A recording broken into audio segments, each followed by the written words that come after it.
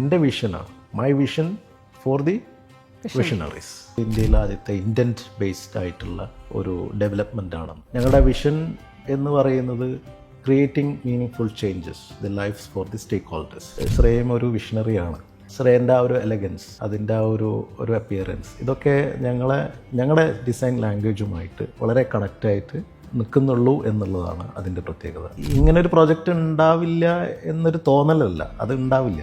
അങ്ങനെ ഒരു പ്രോജക്റ്റ് ഇനിയില്ല, ഞങ്ങൾക്കും അത് റീക്രിയേറ്റ് ചെയ്യാൻ കഴിയില്ല. അപ്പോൾ അങ്ങനെ ഒരു സ്ഥലം കോഴിക്കോടില്ല, ഇത്ര വ്യൂ ഉള്ള അങ്ങനെ ഒരു ലാൻഡ് ഇല്ല. അപ്പോൾ ലൊക്കേഷനാണല്ലോ ഒരു യുണീക്നെസ്. അപ്പോൾ മറ്റൊക്കെ നമുക്ക് ക്യാൻ ബി ക്രിയേറ്റഡ്. ഞങ്ങൾ പറയുന്നത് build together, go together, grow together, glow together.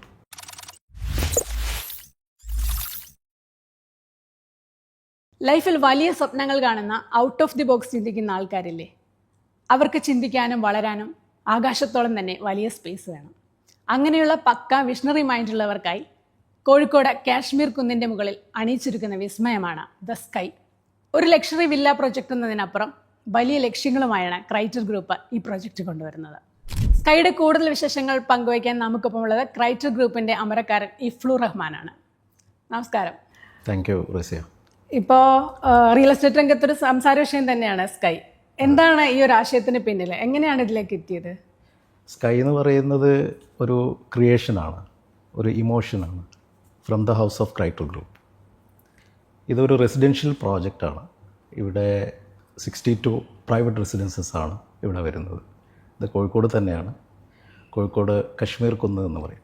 ഒരുപാട് റിയൽ എസ്റ്റേറ്റ് പദ്ധതികൾ നമുക്കിപ്പോൾ ഉണ്ട്. അപ്പോൾ ഒരു പ്രീമിയം പദ്ധതി എന്നുള്ളതിനപ്പുറത്തേക്ക് ഇത് എന്താണ് ഓഫർ ചെയ്യുന്നത്? ഇതൊരു സ്പെസിഫിക് കോഹോട്ടിന് വേണ്ടി ക്രിയേറ്റ് ചെയ്യുന്ന ഒരു പ്രോജക്റ്റാണ്. ഒരു സ്പെസിഫിക് കോഹോട്ട് എന്ന് പറയുമ്പം ഒരു വിഷണറീസ്, ഉയരത്തിൽ ചിന്തിക്കുകയും അതേപോലെ വലിയ രീതിയിൽ സ്വപ്നം കാണുകയും അത് നേടിയെടുക്കാൻ വേണ്ടി പ്രവർത്തിക്കുകയും അത് സൊസൈറ്റിക്ക് ഒരു വലിയൊരു അനുഭവമായി മാറുകയും ചെയ്യുന്ന അത്തരത്തിലുള്ള ഒരു വിശാലമായി ചിന്തിക്കുന്ന കുറച്ച് ആളുകളുടെ കമ്മ്യൂണിറ്റിയാണ് ദ സ്കൈ എന്ന് പറയുന്ന ഈ പ്രോജക്റ്റ്. അതുകൊണ്ട് തന്നെ അത്തരം ആളുകൾ ചിന്തിക്കുന്നതും അത്തരം ആളുകൾക്ക് വേണ്ടതും വിശാലമായ ഒരു സ്ഥലമാണ്, ഒരിടമാണ്. അത്തരത്തിലുള്ള ഒരു സ്ഥലമായിട്ട് മാറിപ്പെടുകയാണ് ഈ ഒരു സ്കൈയിലൂടെ. എന്തൊക്കെയാണ് നമ്മൾ അവിടെ മറ്റ് റിയൽ എസ്റ്റേറ്റ് പ്രോജക്ട്സിലൊന്നും കാണാത്ത എന്തൊക്കെ സവിശേഷതകളാണ് കൊണ്ടുവന്നിരിക്കുന്നത്? നമ്മുടെ പ്രത്യേകത എന്ന് പറയുന്നത്, നമ്മൾ ഇത് ചെയ്യുന്നതിന് മുമ്പ് തന്നെ, നമ്മൾ ഈ പ്രോജക്റ്റ് സ്റ്റാർട്ട് ചെയ്യുന്നതിന് മുമ്പ് തന്നെ നമ്മൾ ആർക്ക് വേണ്ടി എന്നുള്ള ഒരു ചോദ്യം ഉണ്ടല്ലോ, ഇതെന്തിനാണ് ചെയ്യുന്നത്. അപ്പോൾ അതിന് ഉത്തരം ആദ്യം കിട്ടിയതുകൊണ്ട് തന്നെ ഇതൊരു വിഷണറീസിന് വേണ്ടിയിട്ടായതുകൊണ്ട് ആ വിഷണറി എന്തൊക്കെ ചിന്തിക്കുന്നു, അവർക്ക് എന്താണ് ആവശ്യം എന്നുള്ളത് നമുക്ക് ക്ലാരിറ്റി ഉണ്ടായിരുന്നു. അപ്പോൾ ആ രീതിയിലൂടെയാണ് എല്ലാ ജേണിയും പോയിട്ടിരിക്കുന്നത്. അത് നമ്മുടെ ഈ ആർക്കിടെക്ചറായാലും ലാൻഡ്സ്കേപ്പ് ആണെങ്കിലും അതിൻ്റെ എല്ലാ സ്പെക്കാണെങ്കിലും ഒക്കെ തന്നെയും ഇവരെ മാത്രം മനസ്സുകൊണ്ട് കണ്ടുകൊണ്ടാണ് ഇത് ചെയ്തിട്ടുണ്ടായിരുന്നത്. അതുകൊണ്ട് അതിൻ്റെ ഒരു പ്രത്യേകത അതിനുണ്ടാവും. കാശ്മീർ കുന്നിൻ്റെ ഒരു മനോഹാരിതയാണ് നമ്മളിതിൽ മെയിനായിട്ടും ഫോക്കസ് ചെയ്യുന്നത്. അങ്ങനെ ഒരു പ്രോപ്പർട്ടിയിലേക്ക് എത്താൻ എങ്ങനെയാണ്? ആ പ്രോപ്പർട്ടി ഉള്ളത് കൊണ്ടാണ് നമ്മൾ ഇങ്ങനെ ഒരു പ്രോജക്റ്റ് വന്നത്? അതോ ഈ കശ്മീർ എന്ന് കേൾക്കുമ്പോൾ എന്താ തോന്നുക? എന്തായിരിക്കും തോന്നുക? പെട്ടെന്ന് ഒരു ഭയങ്കരമായിട്ടുള്ള ഒരു ഇമോഷൻ ഉണ്ടാവില്ലേ കശ്മീർ എന്നൊക്കെ കേൾക്കുമ്പോൾ? അപ്പോൾ കാലിക്കറ്റിൽ, അതായത് കേരളത്തിലൊരു കശ്മീർ കുന്നുണ്ടോ കശ്മീരുണ്ടോ എന്ന് ചോദിക്കും ആളുകൾ. അപ്പോൾ കോഴിക്കോട് ഒരു കശ്മീർ കുന്നുണ്ട്, അത് കേരളത്തിലൊരു കശ്മീർ കുന്നുണ്ട് എന്നുള്ളതാണ്. ഒരുപാട് ആളുകൾ അവിടെ വന്ന് പോയിട്ടുണ്ട്. ഇന്ന് കേരളത്തിൻ്റെ പല ഭാഗങ്ങളിൽ നിന്നും ഈ കശ്മീർ കുന്ന് കാണാൻ വേണ്ടി പല സമയങ്ങളിലും പല ദിവസങ്ങളിലും അവിടെ വന്നുകൊണ്ടിരുന്നത്. അതാണ് ആ കുന്നിൻ്റെ പ്രത്യേകത. ഇതൊരു കുന്ന് എന്ന് നമ്മൾ പറയുകയാണെങ്കിലും actually this is not a hill. ഇതൊരു എലിവേറ്റഡ് ആയിട്ടുള്ള, എന്നാൽ സിറ്റീൻ്റെ ഉള്ളിൽ തന്നെ കോർപ്പറേഷൻ പരിധിയിൽ ഉള്ള ഒരു വളരെ യുണീക്കായിട്ടുള്ള ഒരു ലാൻഡാണ്. എന്തുകൊണ്ട് ആളുകൾ കശ്മീർ കുന്ന് എന്ന് പറയുന്നു? കശ്മീരിനെ ഓർമ്മപ്പെടുത്തുന്ന രീതിയിലുള്ള അത്തരത്തിലുള്ള ഒരു ഭയങ്കരമായിട്ടുള്ള കാലാവസ്ഥ, അതായത് ഒരു നാച്ചുറലായിട്ടുള്ള കൂൾ, ആ ബ്രീസി, അതേപോലെ ഒരു പീസ് ഓഫ് സറൗണ്ടിങ്സ്, ഒരു 360 ഡിഗ്രിയിൽ നമുക്ക് കാണാൻ പറ്റും. അവിടെ നിന്ന് നമുക്ക് ബീച്ച് കാണാം, സിറ്റീൻ്റെ എല്ലാ കാര്യങ്ങളും നമുക്ക് കാണാൻ പറ്റും. പുറത്ത് പോയി കഴിഞ്ഞാൽ വേറെ പല വാലി വ്യൂ ആണ്. അപ്പോൾ അത് ഭയങ്കരമായിട്ടുള്ള ഒരു നമുക്ക് ഒരു ഫീല് കിട്ടുന്ന, കശ്മീരിനെ തോന്നിപ്പിക്കുന്ന രീതിയിലുള്ള ഒരു സ്ഥലമായി മാറിക്കഴിഞ്ഞത്. അല്ലെങ്കിൽ അതാണ് പണ്ട് മുതലേ ആളുകൾ അതിനെപ്പറ്റി സംസാരിച്ചു കൊണ്ടിരുന്നത്. അതാണ് ഞങ്ങൾ ദ സ്കൈ ആയിട്ട് മാറ്റിയെടുക്കാൻ പോകുന്നത്. ക്രൈറ്റർ ഗ്രൂപ്പിന്റെ രണ്ടാമത്തെ റെസിഡൻഷ്യൽ പ്രൊജക്റ്റാണിത്. അപ്പോൾ അത് ഇവിടെ ആകണം എന്ന് തീരുമാനിക്കാനായിട്ട് മീൻസ് ആ സ്ഥലം നമ്മൾ എങ്ങനെയാണ് അക്യൂർ ചെയ്തത്? അത് ഒരു പ്രോജക്റ്റും ഞങ്ങളെ സംബന്ധിച്ചിടത്തോളം ഞങ്ങൾ പോയിട്ട് ഇന്നത് ചെയ്യണം എന്ന് പറഞ്ഞ് ചെയ്യുന്ന ഒരു പ്രോജക്റ്റും ഞങ്ങൾക്കില്ല. പ്രോജക്റ്റുകളൊക്കെ ഞങ്ങൾക്ക് വന്ന് ചേരുക ചെയ്യാം. കാരണം ഒരു കശ്മീർ കുന്നും അങ്ങനെ തന്നെ വന്നതാണ്. കശ്മീർ കുന്ന് കാണാൻ ഞാനും എൻ്റെ കൊളീഗ്സും കൂടെ പോയ സമയത്ത് അത് വാങ്ങിയാലോ എന്ന് തോന്നി. വാങ്ങാൻ തോന്നും ആർക്കും, അത്രയും നല്ല മനോഹരമായിട്ടുള്ളൊരു സ്ഥലമാണ്. അത് ഞങ്ങൾ വാങ്ങിച്ചാലോ എന്നുള്ളൊരു ചോദ്യത്തിൽ നിന്നാണ് ഈ സ്കൈ എന്ന് രൂപാന്തരപ്പെട്ടിരിക്കുന്നത്. പിന്നീട് അതിൻ്റെ പ്രോസസ്സായിരുന്നു. അത് വാങ്ങിച്ചു, അതിൽ ഞങ്ങൾ എന്ത് ചെയ്യണമെന്ന് ആലോചിച്ചു, ആർക്ക് വേണ്ടി ചെയ്യണമെന്ന് ആലോചിച്ചു. അങ്ങനെയാണ് ദ സ്കൈ എന്ന ഈ ഒരു പ്രോജക്റ്റ് കാലിക്കറ്റിൽ കഴിഞ്ഞ 2 മാസം മുമ്പ് ഞങ്ങൾ ലോഞ്ച് ചെയ്തു. ഏതാണ്ട് 1.5 വർഷത്തോളം ഞങ്ങളതിൻ്റെ ബാക്കിൽ ഞങ്ങൾ ഹോൾ ടീം വർക്ക് ചെയ്തിട്ടുണ്ടായിരുന്നു. ക്രൈറ്റർ ഗ്രൂപ്പിനെ കുറിച്ച് നമുക്കൊന്ന് പറഞ്ഞു തുടങ്ങാമെന്നോ? കാരണം റിയൽ എസ്റ്റേറ്റിലും റീറ്റെയിലും ഒക്കെ സാന്നിധ്യമുണ്ട്. തുടക്കം എങ്ങനെയായിരുന്നു? ഫ്ലുവൻ്റ് ബാക്ക്ഗ്രൗണ്ട് എന്തായിരുന്നു? 2019 വളരെ ഹമ്പിളായിട്ട് സ്റ്റാർട്ട് ചെയ്ത, എന്നാൽ ഒരു വലിയൊരു വിഷനോടുകൂടി സ്റ്റാർട്ട് ചെയ്ത കമ്പനിയാണ് ക്രൈറ്റർ ഗ്രൂപ്പ് എന്നാണ് അതിൻ്റെ പേര്. ഇത് സ്റ്റാർട്ട് ചെയ്തത് റീറ്റെയിൽ ഡിവിഷനിലൂടെയാണ്. ഞങ്ങളെ ഫാമിലി ബിസിനസ് തന്നെയായിരുന്നു റീറ്റെയിൽ സൂപ്പർ മാർക്കറ്റ്സ്. അതിനെ വേറൊരു തലത്തിൽ നമ്മുടെ ചെറിയ ചെറിയ ടൗണുകളിൽ ഒരു പുറത്തൊക്കെ കാണുന്ന രീതിയിലുള്ള, അല്ലെങ്കിൽ അതർ സ്റ്റേറ്റ്സിലൊക്കെ കാണുന്ന രീതിയിലുള്ള പ്രോഡക്റ്റുകളും എക്സ്പീരിയൻസുകളൊക്കെ കൊടുക്കാം എന്നുള്ള ഒരു പേർപ്പസായിരുന്നു അത് ഞങ്ങൾ തുടങ്ങാനുള്ള കാരണം. അതിലൂടെ തുടങ്ങി ഞങ്ങൾ റിയൽ എസ്റ്റേറ്റിലേക്ക് വന്നു ചേരുകയായിരുന്നു. കാരണം ഞങ്ങളുടെ എല്ലാ മാർക്കറ്റിലും എല്ലാ റീറ്റെയിൽ സെക്ടർ വെഞ്ചേഴ്സിലൊക്കെ തന്നെയും ഞങ്ങളായിട്ട് തന്നെയാണ് കൺസ്ട്രക്ഷനും ഞങ്ങൾ തന്നെയാണ് ബിൽഡിങ്സുകളൊക്കെ ഉണ്ടാക്കി തുടങ്ങി. അപ്പോൾ അതിലൂടെ ഞങ്ങൾ റിയൽ എസ്റ്റേറ്റിലേക്ക് ഞങ്ങൾ വരികയാണ് ഉണ്ടായത്. ഈ സ്കൈയിലേക്ക് വരുവാണെങ്കിലേ, ഇങ്ങനൊരു പ്രോജക്റ്റ് വിഭാവനം ചെയ്തത് എങ്ങനെയാണ്? മീൻസ് നമ്മുടെ ഇതിൻ്റെ പിന്നിലത്തെ ടീം ആരൊക്കെയായിരുന്നു? അല്ല, ഞങ്ങൾക്ക് അന്നുള്ള ടീം തന്നെ അന്നുള്ളത്. ഞാനും എൻ്റെ കൂടെയുള്ള എൻ്റെ ഡയറക്ടേഴ്സും പിന്നെ ഞങ്ങളുടെ വളരെ ഭയങ്കര സ്ട്രോങ് ആയിട്ടുള്ള ഒരു ടീം തന്നെ അതിൻ്റെ പിന്നിലുണ്ട്. ഞങ്ങൾ ഏതാണ്ട് ഒരു 35 മെമ്പേഴ്സ് ഇതിൻ്റെ ക്രൈറ്റർ ഗ്രൂപ്പിൽ ഇപ്പോൾ വർക്ക് ചെയ്യുന്നുണ്ട്. റീറ്റെയിൽ ഏതാണ്ട് 200 പീപ്പിൾ വർക്ക് ചെയ്യുന്നുണ്ട്. ഇതിൽ എത്ര പ്രൊജക്ട്സാണ്, എത്ര വില്ലാസാണ് ഉള്ളത്? അതിൻ്റെ ഒരു നമ്പേഴ്സും കാര്യങ്ങളും പറയാൻ പറ്റുമോ? ഇത് 62 പ്രൈവറ്റ് റെസിഡൻസ് ആണ് അവിടെ ഉള്ളത്. ഇതിൻ്റെ ഒരു ഇനിഷ്യൽ വർക്കൊക്കെ സ്റ്റാർട്ട് ചെയ്തു അല്ലേ? ഇപ്പം എപ്പോഴത്തേക്കായിരിക്കും ഇതിൻ്റെ ഒരു ഫുൾ? ഞങ്ങൾ 2030 കൂടിയിട്ടാണ് ഇത് കംപ്ലീറ്റ് ചെയ്യാനുള്ള പ്ലാനുള്ളത്. അതിനു മുമ്പ് ഞങ്ങളിപ്പോൾ ലോഞ്ച് ചെയ്ത് കഴിഞ്ഞ ഏപ്രിലാണ്. 2 മാസമായി ഇപ്പോൾ ലോഞ്ച് ചെയ്തിട്ട്. ഇതിനോടകം തന്നെ നല്ല റെസ്പോൺസാണ്. പല ഭാഗങ്ങളിൽ നിന്നും ആളുകൾ വരുന്നുണ്ട്. നോട്ട് ഓൺലി ഫ്രം കാലിക്കറ്റ്, കൊച്ചിയിൽ നിന്ന് കസ്റ്റമേഴ്സ് ഉണ്ട്, ബാംഗ്ലൂരിൽ നിന്നുണ്ട്. പല ആളുകളും കാലിക്കറ്റിലേക്ക് ഷിഫ്റ്റ് ചെയ്യാൻ ഉള്ള ഒരു പ്ലാനുണ്ട്. വൺ ഓഫ് ദ റീസൺ ഇങ്ങനത്തെ ഒരു പ്രോജക്റ്റുകളൊക്കെ തന്നെയാണ് ഇതിൻ്റെ ഒരു വീഡിയോ നമ്മൾ കണ്ടിരുന്നു ഈ പ്രോജക്റ്റിനെ കുറിച്ചുള്ള. അപ്പം സാധാരണ ഒരു റിയൽ എസ്റ്റേറ്റ് പ്രോജക്റ്റിൻ്റെ വീഡിയോ മാതിരിയല്ല, ഒരു മ്യൂസിക്കൽ ജേർണി പോലെയാണ് അതെടുത്തിരിക്കുന്നത്. എന്തായിരുന്നു അതിനുള്ളൊരു പ്രചോദനം? ഇത് ഞങ്ങളുടെ ഒരു ക്രിയേഷനാണ്. ഞങ്ങളുടെ ഒരു ആശയം. ഇത് കമ്മ്യൂണിക്കേറ്റ് ചെയ്യപ്പെടുക എന്നുള്ളതാണ്. അതുകൊണ്ട് തന്നെ ഇതൊരു മ്യൂസിക്കൽ ജേർണി ഇതിനുണ്ട്. മ്യൂസിക് എപ്പോഴും നമുക്ക് എല്ലാവർക്കും ഇഷ്ടമുള്ള ഒരു കാര്യമാണ്. അതിൽ കൂടെ അത് കാണിക്കുക. കാരണം പല പ്രോജക്റ്റുകളും നമ്മൾ കാണുമ്പോൾ നമുക്ക് ബിൽഡിങ്സുകളും അതേപോലെ അതിൻ്റെ ഇൻറ്റീരിയറും എക്സ്റ്റീരിയറൊക്കെ നമ്മൾ കാണുന്നു. അത് ഭയങ്കര ഒരു ടെക്നിക്കലാവുന്നുണ്ട് എന്നുള്ളതാണ്. അപ്പോൾ നമുക്ക് വാങ്ങിക്കണം എന്ന് തോന്നണമെങ്കിൽ അത് ഇമോഷണലി ഞങ്ങൾക്ക് അത് കണക്റ്റ് ആവേണ്ടതായിട്ടുണ്ട് അല്ലേ? വീടൊക്കെ അല്ലേ? അപ്പോൾ വീട് എന്ന് പറയുന്നത് അവരുടെ ഒരു ഡ്രീമാണ്. അപ്പം അത് കണക്റ്റ് ചെയ്യപ്പെടുക, അതിൻ്റെ ഒരു പേർപ്പസ്, അതിൻ്റെ ഒരു ഞങ്ങൾ ഉദ്ദേശിച്ചത് എന്താണ് എന്നുള്ളത് ആളുകളിലേക്ക് എത്തിക്കുക എന്നുള്ളതിൽ മാത്രമാണ് അതിൻ്റെ സ്റ്റോറി. അതിൻ്റെ തുടക്കം മുതൽ എൻഡിങ് വരെ അങ്ങനെ ഡ്രൈവ് ചെയ്ത് പോകുന്ന മാതിരികളൊരു എല്ലാം ഉണ്ട്. അതിൽ ശ്രീയാശരനാണ് നമ്മൾ ബ്രാൻഡ് അംബാസഡർ ആയിട്ട് കൊണ്ടുവന്നത്. അതിൻ്റെ പിന്നിൽ എന്തായിരുന്നു? പ്രത്യേകിച്ചൊന്നുമില്ല. ഞങ്ങൾക്ക് ഇത് കമ്മ്യൂണിക്കേറ്റ് ചെയ്യുക. അതായത് ഒരു വിഷണറീസിൻ്റെ ലൈഫ് സ്റ്റൈൽ എങ്ങനെ ആയിരിക്കണം, അത് ഞങ്ങൾ പറഞ്ഞല്ലോ. ഇത് ആർക്ക് വേണ്ടി, എന്തിനു വേണ്ടി എന്നൊക്കെയുള്ള ഒരു ചോദ്യമുണ്ട്. അതിന് ഉത്തരവ് ഞങ്ങളുടെ കയ്യിലുണ്ട്. അത് ഞങ്ങൾ ആളുകളിലേക്ക് എത്തിക്കണമെങ്കിൽ ശ്രേയനെ പോലെയുള്ള ഒരു വിഷണറി ആയിട്ടുള്ള ഒരു ഫേസ് ആവശ്യമായി തോന്നിയതിൻ്റെ അടിസ്ഥാനത്തിലാണ് ശ്രേയനെ ഞങ്ങളതിലേക്ക് ഇൻവൈറ്റ് ചെയ്തത്. ശ്രേയം ഒരു വിഷണറിയാണ്. പല കാര്യങ്ങളും ശ്രേയ ചെയ്യുന്ന കാര്യങ്ങൾക്ക് നമുക്ക് കണ്ടാലും അത് നമ്മൾ പഠിച്ചാലും മനസ്സിലാവും. ശ്രേയൻ്റെ ആ ഒരു എലഗൻസ്, അതിൻ്റെ ആ ഒരു അപ്പിയറൻസ്, ഇതൊക്കെ ഞങ്ങളുടെ ഡിസൈൻ ലാംഗ്വേജുമായിട്ട് വളരെ കണക്റ്റായിട്ട് നിൽക്കുന്നുള്ളൂ എന്നുള്ളതാണ് അതിൻ്റെ പ്രത്യേകത. ഇങ്ങനൊരു പ്രോജക്റ്റിൻ്റെ ഒരു കോസ്റ്റ് എന്ന് വെച്ചാൽ നമ്മൾ ഊഹിക്കുന്നതിനേക്കാൾ അപ്പുറമായിരിക്കും എനിക്ക് തോന്നുന്നത്. കാരണം ഞാൻ എൻ്റെ വിഷ്വൽസ് കണ്ടപ്പോൾ എനിക്ക് അത്രത്തോളം ഇതായിട്ട് തോന്നിയായിരുന്നു. അപ്പോൾ ആ കോസ്റ്റ് നമുക്ക് വെളിപ്പെടുത്താൻ പറ്റുമോ? കോസ്റ്റ് വെളിപ്പെടുത്തുന്നതിനേക്കാൾ ഉപരി ഇത് ഈ വിഷണറിക്ക് വാങ്ങിക്കാൻ കഴിയുന്ന, അവർക്ക് അച്ചീവ് ചെയ്യാൻ പറ്റുന്ന രീതിയിൽ തന്നെയാണ് ഞങ്ങളതിനെ കൺസീവ് ചെയ്തിരിക്കുന്നത്. ഇത് കോസ്റ്റ് കൂടുതൽ എന്നുള്ളത് എനിക്ക് തോന്നുന്നില്ല. കാരണം ഇതിൻ്റെ ഓഫറിങ്സ് അങ്ങനെയാണ്. ഇതിനകം തന്നെ ബുക്കിങ്സ് ഒക്കെ ആയോ? ആ പ്രോജക്റ്റിൻ്റെ ഒരു എവിടെ വരെ എത്തി നിൽക്കുന്നു നമ്മളിപ്പോൾ? ഞങ്ങളിപ്പോൾ 2 മാസം കൊണ്ട് ഞങ്ങൾ നല്ലൊരു പെർസെൻറ്റേജ് ഓൾറെഡി ഞങ്ങൾ കൊടുത്തു കഴിഞ്ഞു. ഞങ്ങൾ വിഷണറീസ് ഓൾറെഡി ഇന്നായി. നമ്പേഴ്സ് എനിക്ക് തോന്നുന്നു ഒരു 40% ഒക്കെ എന്തായാലും ആയി. അതെന്തായാലും ആയി. കഴിഞ്ഞ 2 മാസം കൊണ്ടാണ് ഞങ്ങളിത് ചെയ്തിരിക്കുന്നത്. പക്ഷേ ഈ 2 മാസം ഇത് ചെയ്യാൻ വേണ്ടി ഞങ്ങളൊരു 1.5 years അതിൻ്റെ മുകളിൽ വർക്ക് ചെയ്തിട്ടുണ്ട്.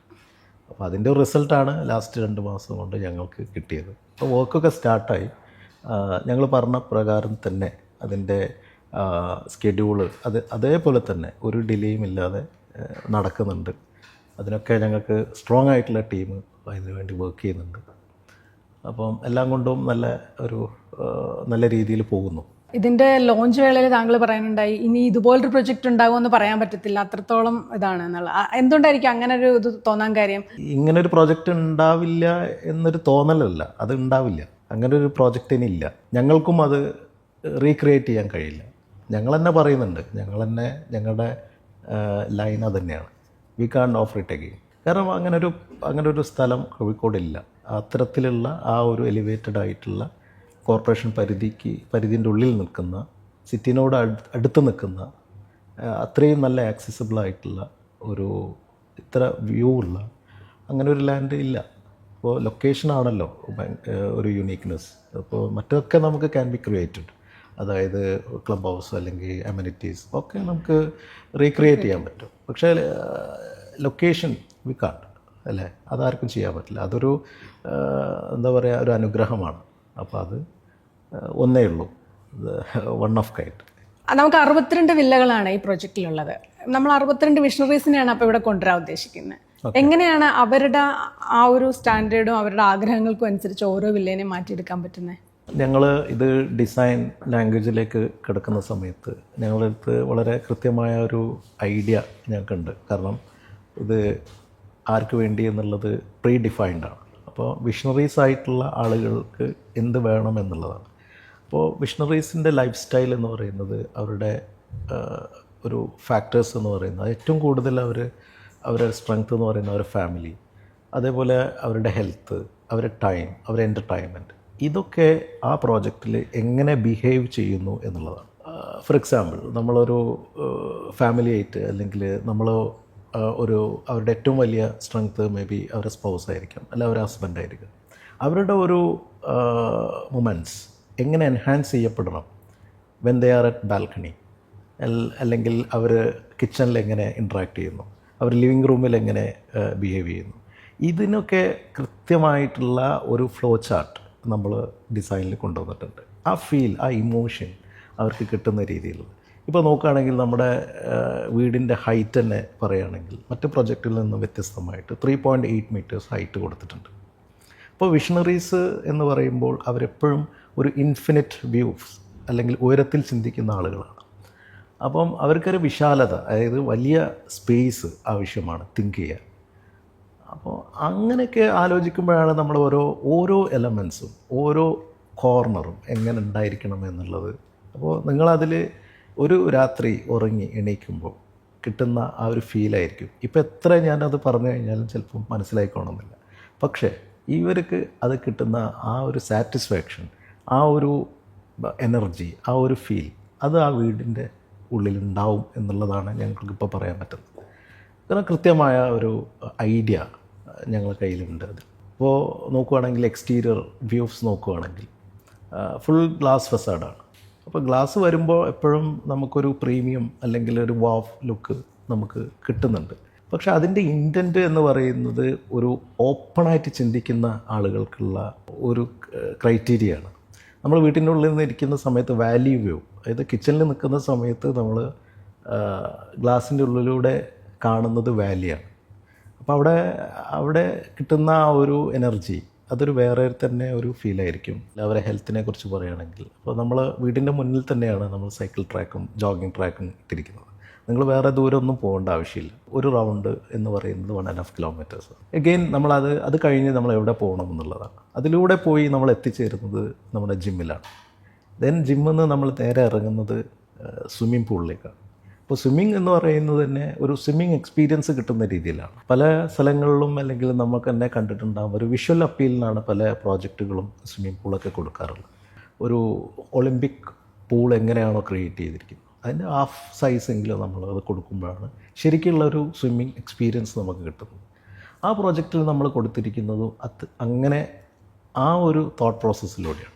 അപ്പോൾ ഒരാൾ 2 ലാപ്പ് എടുക്കുന്ന സമയത്ത് തന്നെ അന്നത്തെ അയാളുടെ സ്വിമ്മിങ് കഴിയണം എന്നുള്ളതാണ്. ഞങ്ങളവിടെ ഇൻസ്ട്രക്ടർ ഉണ്ടാവും, അതിനുള്ള ആളുകളൊക്കെ ട്രെയിൻഡ് ആയിട്ടുള്ള ആളുകൾ ആ പ്രോജക്റ്റിലുണ്ടാവും. Again back to home, breakfast കഴിക്കുന്നു, ദെൻ കമ്മിങ് ഫോർ വർക്ക്. ഇപ്പോൾ വർക്കിന് നോക്കുകയാണെങ്കിൽ നമുക്ക് we have office there, board റൂമുണ്ട്. അവർക്കൊരു കോൺഫറൻസ് അല്ലെങ്കിൽ ഒരു ടൗൺ ഹാൾ മീറ്റിംഗ് നടത്തണമെങ്കിൽ അന്ന് ഞാൻ ഓഫീസിൽ പോകുന്നില്ല, എൻ്റെ ടീമൊക്കെ ഞാൻ ഇങ്ങോട്ട് വിളിക്കാം എന്ന് പറയുന്ന രീതിയിലേക്ക് അതിനെ മാറ്റപ്പെടും. അപ്പോൾ അത്തരത്തിലുള്ള ഒരു ഇൻഫ്രാസ്ട്രക്ചറാണ് അവിടെ ഉണ്ടാകാൻ പോകുന്നത്. അപ്പോൾ ഇതൊക്കെ നമ്മൾ കണക്ട് ചെയ്യുന്നത് ഒരു വിഷണറീസിൻ്റെ ലൈഫ് സ്റ്റൈലുമായിട്ട് കണക്ട് ആയതുകൊണ്ട്. എഗെയിൻ ലാസ്റ്റ്ലി പറയുകയാണെങ്കിൽ നമുക്ക് ടൈം ഒരു ഇമ്പോർട്ടൻ്റ് ആയിട്ടുള്ളൊരു ഏരിയയാണ് ഒരു വിഷണറി സംബന്ധിച്ച്. അതൊരു ലക്ഷറിയാണ് അവർക്ക് ടൈം എന്ന് പറയുന്നത്, അല്ലേ? ഇന്ന് പല കാര്യങ്ങളും നമുക്ക് ഈസി ആയിട്ട് ചെയ്യാൻ പറ്റും, പക്ഷേ ഒരു ട്രാവൽ ചെയ്യുക എന്ന് പറയുന്നത് കുറച്ച് കൂടെ ഡിഫിക്കൽട്ടായിട്ട് തോന്നുന്ന ഒരു സമയമാണിപ്പോൾ. അപ്പോൾ ഞങ്ങളവിടെ എലി പാഡ് കൊണ്ടുവന്നിരിക്കുന്നതും അതിന് തന്നെയാണ്. കോഴിക്കോടത്തെ ആദ്യത്തെ ഓൺ ഗ്രൗണ്ട് ഹെൽപ്പാടെന്നാണ് എൻ്റെ ഒരു അറിവിൽ. I don't know. പക്ഷേ ഞങ്ങളതൊന്നും നോക്കിയിട്ടല്ല ഒരു കാര്യം ചെയ്യുന്നത്. ഞങ്ങൾ ചെയ്യുന്നത് ഇതിൻ്റെ ഒരു ഇൻറ്റൻ്റ് ഉണ്ട്. ഈ ഒരു പ്രോജക്റ്റിൽ വരുന്ന വിഷണറീസിന് കൊച്ചിയിലൊരു മീറ്റിംഗ് ഉണ്ട്. ആൾ താമസിക്കുന്നത് Kozhikode. At the same day അയാളുടെ മോളുടെ ബർത്ത്ഡേ ആണ്. അപ്പോൾ ഈ 2 റെസ്പോൺസിബിലിറ്റി എങ്ങനെ അയാൾ അറ്റൻഡ് ചെയ്യും? ഒന്ന് ഇമ്പോർട്ടൻ്റ് ആണ്, ഒന്ന് ഇമോഷണലി അതിലേറെ ഇമ്പോർട്ടൻ്റ്. അതായത് ഇനി അടുത്തൊരു കുറച്ച് കാലം കഴിയുമ്പോൾ എലി ടാക്സിയൊക്കെ ബിക്കം വെരി നോർമൽ. അത്രയും ദൂരക്കാഴ്ചയിലൂടെയാണ് നമ്മൾ ഈ പ്രോജക്റ്റിനെ നമ്മൾ ഡിസൈൻ ചെയ്തിരിക്കുന്നത്. അപ്പോൾ അതൊക്കെ അതിലൂടെ ഒരു സൊല്യൂഷനും കൂടിയാണത്. ഇപ്പോൾ വിഷണറീസ് എന്നൊക്കെ പറയുമ്പോൾ അവരെന്തായാലും ഒരു പ്രൈവസി ആയിരിക്കുമല്ലോ കൂടുതൽ ആഗ്രഹിക്കുന്നത്. അത് നമുക്ക് എത്രത്തോളം ഉറപ്പ് നൽകാൻ പറ്റും? ഇത്രയും പേര് ഇത്രയും വില്ലാസ് വരുന്നൊരു പ്രൊജക്റ്റ് ആകുമ്പോഴേക്കും വീടുകൾ എന്ന് പറയുന്നത് എന്തായാലും പ്രൈവസി ഉണ്ടാവുമല്ലോ. പിന്നെയുള്ളത് നമ്മുടെ കോമൺ അമ്യൂണിറ്റീസും കോമൺ ഏരിയ അതൊക്കെയാണ്. ഇവിടെയൊക്കെ എനിക്ക് തോന്നുന്നു ആളുകൾ കുറച്ചും കൂടെ ഇൻട്രാക്ട് ചെയ്യാനും ഐഡിയ ഷെയർ ചെയ്യാനും ഒരുമിച്ച് വളരാനും ആഗ്രഹിക്കുന്ന ആളുകളായിരിക്കും, സെക്യുലറായിട്ടുള്ള ആളുകളായിരിക്കും അവിടെ ഉണ്ടാവുന്നത്. അതുകൊണ്ട് അവർക്ക് എനിക്ക് തോന്നുന്നു അവർ കുറച്ചും കൂടെ വിശാലമായിട്ട് ആളുകളായിട്ട് ഇൻട്രാക്ട് ചെയ്യാനായിരിക്കും, കണക്ട് ചെയ്യാനായിരിക്കും കൂടുതൽ ആവശ്യമെന്ന് തോന്നുന്നു. പക്ഷേ ഓഫ് കോഴ്സ് നമ്മളെ വീടുകൾക്കൊക്കെ അതിൻ്റേതായിട്ടുള്ള പ്രൈവസിയും. ഇപ്പോൾ നമ്മൾ പറയുകയാണെങ്കിൽ ഞങ്ങൾ ഒരു പൂൾ വില്ല ഒക്കെ ഉണ്ട് അതിൽ. അപ്പോൾ പൂൾ വില്ല എന്നൊക്കെ പറയുന്നത് അതിൽ അവിടെയൊക്കെ നമ്മൾ പോയി ഇരിക്കുക, വായിക്കുക, അല്ലെങ്കിൽ നമ്മൾ അവിടെയൊന്നും ആരും ഭയങ്കര പ്രൈവസി ആയിട്ടുള്ള ഒരു സ്ഥലമായിട്ടാണ് അതിനെ കാണുന്നത്. അതിൻ്റെ പ്ലാൻ നോക്കിയാൽ നിങ്ങൾക്ക് മനസ്സിലാവും. ഓരോ വില്ലയ്ക്കും പ്രത്യേകം വ്യൂ ആണ്. നമ്മൾ ആ വീഡിയോയിൽ കാണുമ്പോൾ മനസ്സിലാവും. ഒരു വ്യൂ അല്ല ഇത് വരുന്നത്. അതിങ്ങനെ ഇത്രയും കൃത്യമായിട്ട് അലൈൻ ചെയ്യാനായിട്ട് അതെങ്ങനെയാണ് സാധിച്ചത്? ഈ 62 വീടുകളിൽ 7 എണ്ണമാണ് 7 ഡിഫറെൻ്റ് ആയിട്ടുള്ള വീടുകളാണ്. പല രീതിയിലും നമ്മളത് ചെയ്തിട്ടുണ്ട്. ഏരിയ കൂടുതലായിട്ടും ബെഡ്റൂം കൂടിയിട്ടുള്ളതുണ്ട്. അപ്പോൾ അവിടെ സംഭവിക്കുന്നത് എന്താണെന്ന് വെച്ചാൽ എല്ലാ വീടുകൾക്കും കൊടുത്തിരിക്കുന്ന സ്പെക്കൊക്കെ സെയിം തന്നെയാണ്. അതിൽ വ്യത്യാസങ്ങളൊന്നുമില്ല. പക്ഷേ ഏരിയയിൽ വ്യത്യാസം ഉണ്ടാവും. ചില സ്ഥലങ്ങളിൽ പൂള് ആവശ്യം ഉണ്ടായിട്ട് വരില്ല, ചില ആളുകൾക്ക് അത് ആവശ്യം ഉണ്ടാവില്ല. അപ്പോൾ അത് അങ്ങനെ ഓരോ സെഗ്മെൻറ്റ് നമ്മൾ കട്ട് ചെയ്തിട്ടാണ് ഈ ടൈപ്പോളജി നമ്മൾ ഡിസൈൻ ചെയ്തിരിക്കുന്നത്. ചില വീടുകളിൽ ഹോം തിയേറ്റർ ഉണ്ടാവില്ല, ചില വീടുകളിൽ ലിഫ്റ്റ് ഉണ്ടാവില്ല. അങ്ങനെ ഓരോ ഏരിയ നമ്മൾ എന്ത് ചെയ്തിട്ടുണ്ട്, അതിൽ കൊണ്ടുവന്നിട്ടുണ്ട്. എല്ലാവർക്കും നേരത്തെ പറഞ്ഞ പോലെ ഇത് വാങ്ങിക്കാൻ കഴിയുന്ന രീതിയിൽ, അല്ലെങ്കിൽ ചില ആളുകൾക്ക് ഇതൊന്നും ആവശ്യം ഉണ്ടാവില്ല. പക്ഷേ എല്ലാം അൾട്രാ ലക്ഷറിയാണ്, എല്ലാം ഒരേപോലെ, എല്ലാം ഒരേ സ്പെക്കാണ്, എല്ലാം ഒരേ മെറ്റീരിയലാണ് യൂസ് ചെയ്യുന്നത്. അവിടെ നമ്മൾ എന്ത് ചെയ്യുന്നില്ല, ഒരു മാറ്റങ്ങളും സംഭവിക്കുന്നില്ല. ചില അമ്യൂണിറ്റീസ് കട്ട് ചെയ്യുന്നെന്ന് മാത്രമേ. എത്ര സ്ക്വയർ ഫീറ്റ് മുതൽ എത്ര സ്ക്വയർ ഫീറ്റ് വരെയുള്ള, അതൊരു ബേസിക് ആണോ എല്ലാത്തിലും വരുന്നത്? ഞങ്ങൾക്ക് 3300 മുതൽ 5700 വരെയുള്ള ഒരു റേഞ്ചാണുള്ളത്. അതിൽ 5700 എന്ന് പറയുമ്പോൾ നമുക്ക് അവിടെ സ്വിമ്മിംഗ് പൂൾ ഉണ്ടാവും, ലിഫ്റ്റ് ഉണ്ടാവും, 3 ഫ്ലോർസ് ഉണ്ടാവും, ഒരു സ്യൂട്ട് റൂം തന്നെയുണ്ട്. ഒരു ഫ്ലോർ എന്ന് പറയുന്ന ഒരു റൂം തന്നെയാണ്. അവിടെ നമുക്ക് വർക്ക് ചെയ്യാം, നമുക്ക് പാർട്ടി ചെയ്യാം, ദെൻ നമുക്കവിടെ എന്താ പറയുക, മീറ്റിങ്സ് കണ്ടക്ട് ചെയ്യാം. അങ്ങനെ എല്ലാ ഒരു വലിയ രീതിയിൽ ഒരു വിഷണറീസിനെ കണ്ടുകൊണ്ട് ബാൽക്കണി ഉണ്ട്. അവിടെ ഇരുന്നിട്ട് അവർക്ക് ഒരുപാട് കാര്യങ്ങൾ കാണാനും ചിന്തിക്കാനും ഒക്കെ പറ്റുന്ന ഒരു സ്ഥലം. സമാനമായൊരു പ്രൊജക്റ്റ് മറ്റാർക്കും അവകാശപ്പെടാനില്ല എന്ന് പറയാൻ പറ്റുമോ? അതോ നമ്മുടെ മാത്രമായിട്ട്? ഞങ്ങളങ്ങനെ അവകാശപ്പെടുന്ന ആളുകളൊന്നുമല്ല, അങ്ങനെ ഒരു ഞങ്ങൾ മാത്രമാണ് അല്ല, അങ്ങനെയൊന്നുമില്ല. പക്ഷേ this is one of kind. എനിക്ക് തോന്നുന്നില്ല അങ്ങനെ ഉണ്ട് എന്നുള്ളത്. അങ്ങനെ ഒരു പ്രോജക്റ്റ് ഉണ്ടായിട്ടില്ല.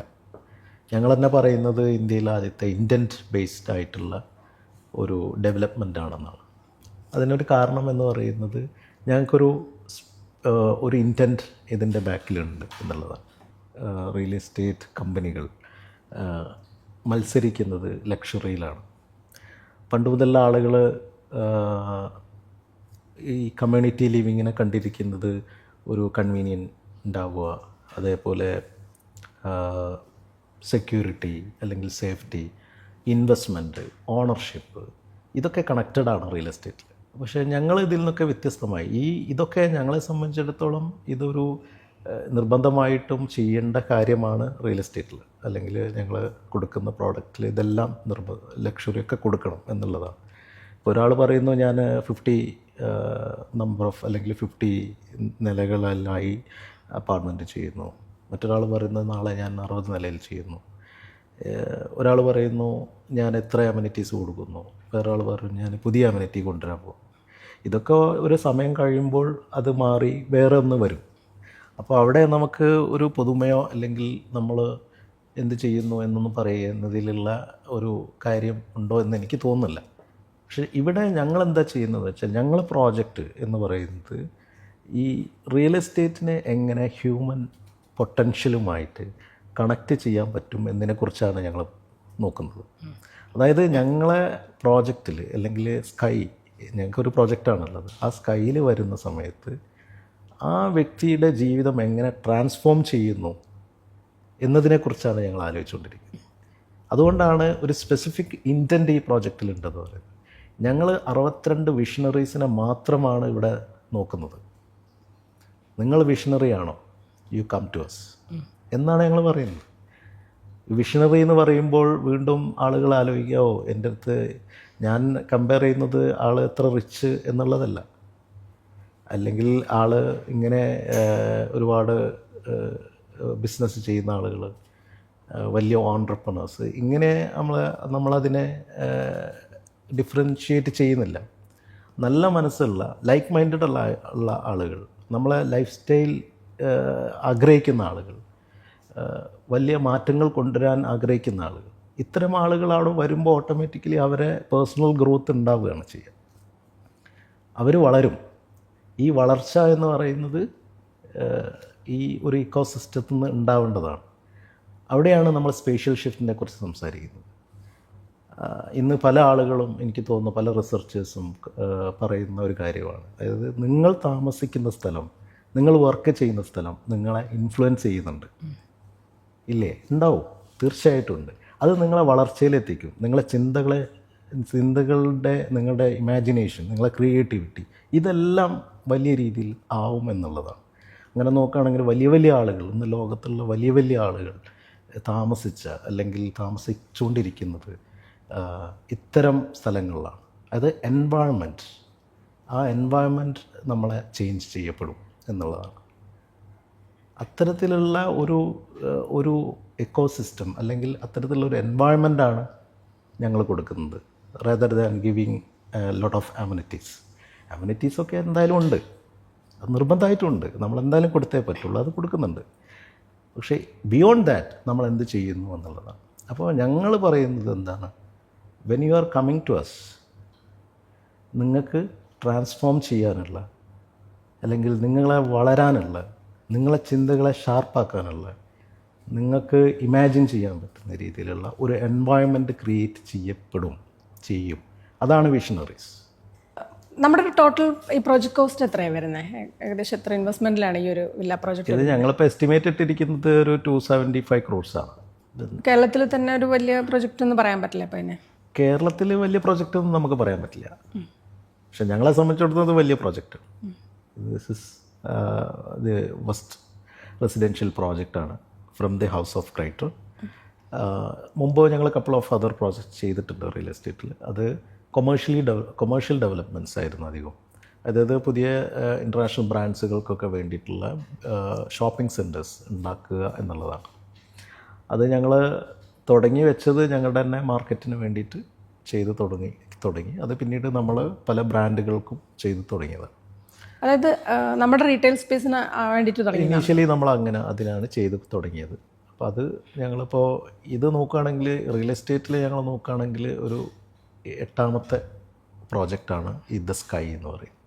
ക്രൈറ്റർ ഗ്രൂപ്പിൻ്റെ ഒരു തുടക്കം ഇഫ്ലു തന്നെയല്ലായിരുന്നോ? എങ്ങനെയായിരുന്നു ഒരു തുടക്കം? ക്രൈറ്ററിൻ്റെ തുടക്കം ഞാൻ തന്നെയാണ്. വളരെ ഹമ്പിളായിട്ട് നമ്മൾ കോഴിക്കോട് സ്റ്റാർട്ട് ചെയ്തതാണ്. ആദ്യം എന്തായിരുന്നു തുടക്കം കുറിച്ച് സാധനം എന്തായിരുന്നു ആദ്യത്തെ? അത് ഞങ്ങൾ റീറ്റെയിൽ ഡിവിഷനാണ് സ്റ്റാർട്ട് ചെയ്തിരുന്നത്. കാരണം ഞങ്ങളുടെ ഒരു ഫാമിലി ബിസിനസ് ഓൾറെഡി എക്സിസ്റ്റിംഗ് ആയിട്ടുണ്ടായിരുന്നു. അതിനെ എൻഹാൻസ് ചെയ്യപ്പെടുക എന്നുള്ളതാണ്. മാത്രമല്ല നമ്മുടെ സിറ്റിയിൽ, നമ്മളെ ഹോം ടൗണിൽ കുറച്ചും കൂടെ എക്സ്പീരിയൻസ് കൊണ്ടുവരണം എന്നുള്ള ഒരു തോട്ട് പ്രോസസ്സായിരുന്നു അതിൽ. കാരണം നമ്മൾ ട്രാവൽ ചെയ്യുമ്പോഴൊക്കെ, അല്ലെങ്കിൽ നമ്മൾ അടുത്ത സ്റ്റേറ്റുകളിലൊക്കെ കാണുമ്പോൾ, അല്ലെങ്കിൽ നമ്മൾ പുറത്ത് കാണുന്നത് പ്രോഡക്റ്റുകളായാലും സർവീസുകളായാലും ഒക്കെ അത് ഇവിടുത്തെ ചെറിയ ചെറിയ ടൗണുകളിൽ കൊടുക്കണം എന്നുള്ള ആഗ്രഹത്തിൻ്റെ ഭാഗമായിട്ട് ഞങ്ങളുടെ എക്സിസ്റ്റിംഗ് മാർക്കറ്റ് നമ്മൾ ഒന്ന് എൻഹാൻസ് ചെയ്തതാണ്. അതൊരു വേറൊരു പേരെല്ലാം ഇട്ട് ബ്രാൻഡൊക്കെ ചെയ്താണ് ചെയ്തിരുന്നത്. അപ്പോൾ അതിനു വേണ്ടി നമ്മൾ പല രീതിയിൽ കൺസ്ട്രക്ഷനും സ്റ്റാർട്ട് ചെയ്തിട്ടുണ്ടായിരുന്നു.